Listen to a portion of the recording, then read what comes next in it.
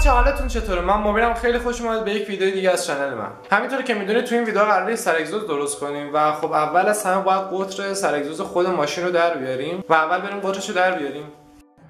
خب این تقریبا 4 سانته.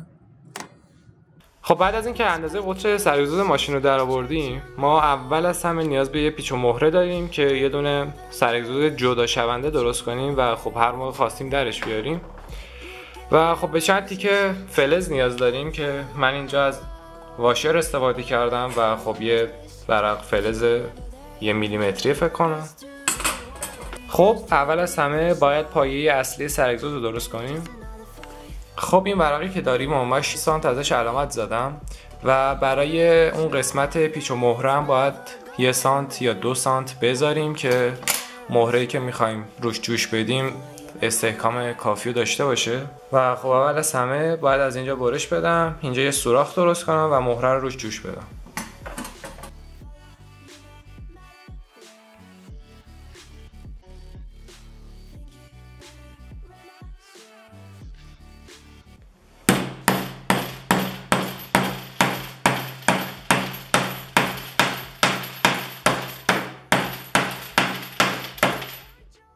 من یه طرف که تبر خورده رو ول میکنم و خب مهره رو میزنم اینور چون ریسکش بالاست.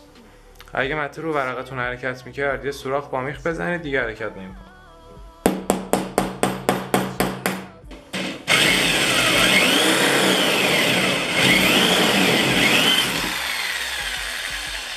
قبلش ورق رو ثابت کنید. خب رسیدیم به مرحله جوشکاری. شما برای جوش دادن این ورقای نازک نیاز دارید که یه آهن بزرگتر بیارید، مثبت دستگاه جوش رو وصل کنید به اون آهنه و خب این ورق کوچیک رو بذارید رو اون آهنه، چون مستقیم که بذارید درجه آبش میکنه و خب انقدی هم تعامل گرما نداره درجه آب میشه.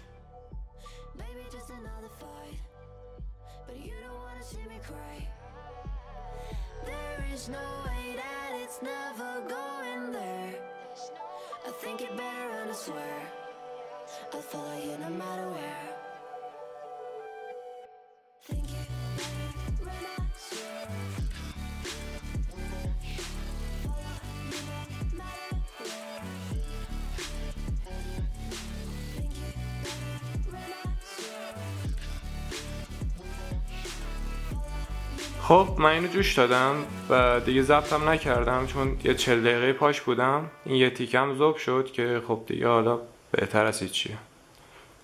همون کاری که گفتم انجام ندید و دوباره خودم انجام دادم. خب این از پیچ و مهرمون. فقط باید پیچو کوتاه کنیم تا زمانی که کامل بسته است فقط یه ذره بیاد بیرون. اینم دوباره ترک خورد داره میشکنه.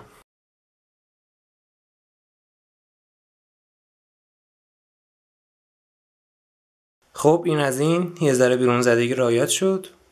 حالا من از عقب‌تر این باریکه خم میکنم که یه دفعه نشکنه. خب این فعلا تا اینجا، بقیه‌اش بریم فردا چون واقعا حوصله میخواد. این جوشش هم کند. آره خوبه.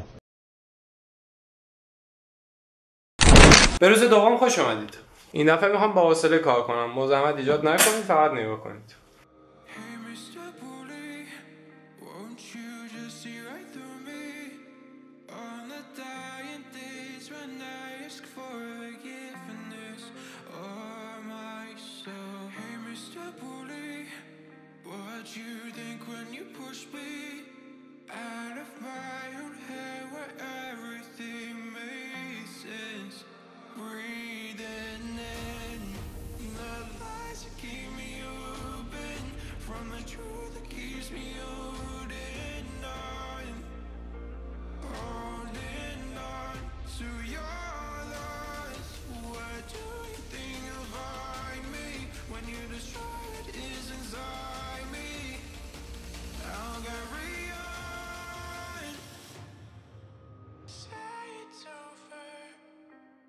خب تا اینجای کار همون کارهای دیروز بود، با این تغییر که دیگه مهره رو جوش ندادم و خب ورقو تا کردم و مهره رو گذاشتم بینش. و خب الان چالش بعدیمون اینه که دیگه اون حالا واشرایی که داریم رو باید جوش بدیم و خب سخت‌ترین قسمتش هم همینجاست. خب برای اولین مهره میخوام از این روش استفاده کنم و خب اون لبه‌ای که حالا میره داخل اگزوز اینو یه ذره در حد حالا 5 میلیمتر میارم بالا. حالا واشه رو به این صورت جوشش میدم اینجا.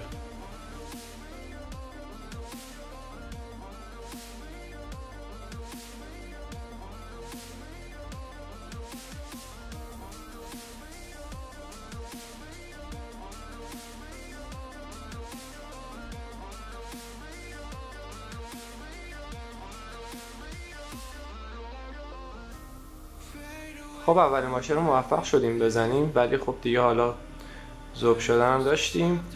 خب اینم از واشه دوم، فراموش کردم ضبط کنم. حالا من اینو رنگش میکنم. فقط قبلش به نظرتون صداش چطور میشه؟ اینو مطمئنم که صدا پت پت میده چون این تکون میخوره، ولی اینو مطمئن نیستم. فقط اینم بگم این چسبی که ریختم اینجا چسب حرارتیه و خب تو دمای بالای اگزوز قطعا آب میشه و خب دلیلی هم نداشت بریزم و خب فقط ریختم که مهره رو نگه داره.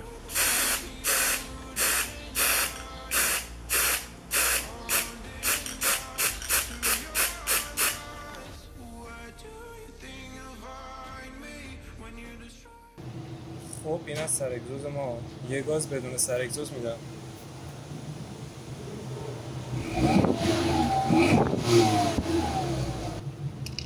سر اگزوز میدم. سلام علیکم.